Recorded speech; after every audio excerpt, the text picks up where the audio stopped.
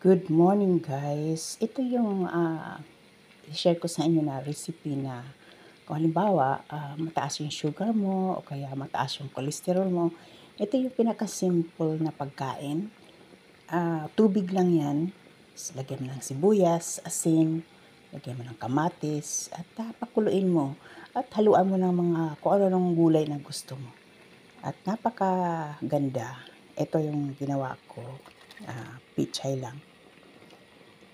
Pakuluan ko lang yan, carrots, kamatis, asin, ayan. Okay, magandang pagkain na yan. Kasi kailangan hindi ngayon ma-oil yung kinakain natin. So, ito, magandang pagluto ng gulay.